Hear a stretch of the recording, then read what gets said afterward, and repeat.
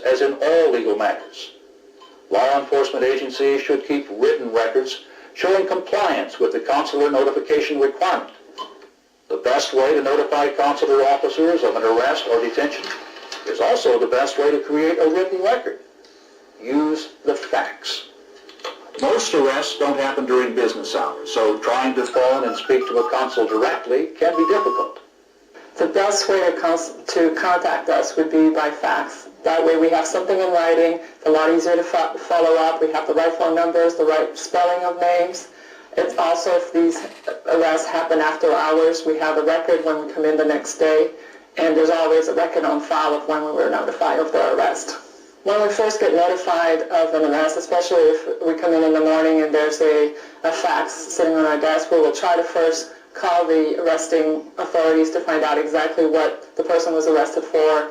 Have they contacted their family? Has the person been notified that they can contact the embassy? Has our name and our phone number, or at least the embassy's name or the closest consulate's phone number, been provided to them? If they haven't done that, we ask that they do that as soon as possible, and we do follow it up. Faxing allows you to make notification during booking or arraignment procedures, and the confirmation copy of the fax becomes your record the notification was made. The State Department often receives complaints from foreign governments about failure to notify.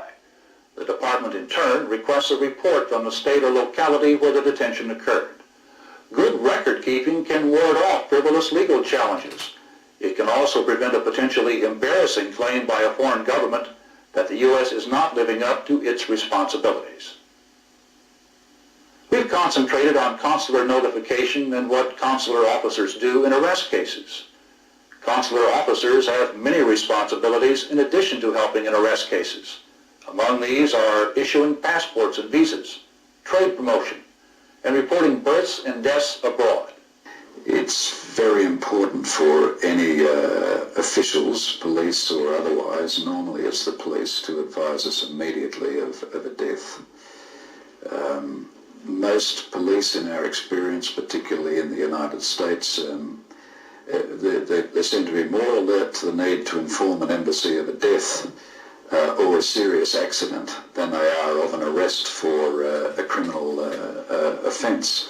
I suppose with a criminal offence the focus is on dealing with the alleged criminal, but in the case of a death or a serious accident, the normal human reaction is to find a way to help, and often it happens that we get a telephone call or a fax from a remote police station and they say, look, we called 411, we got your number, what do we do?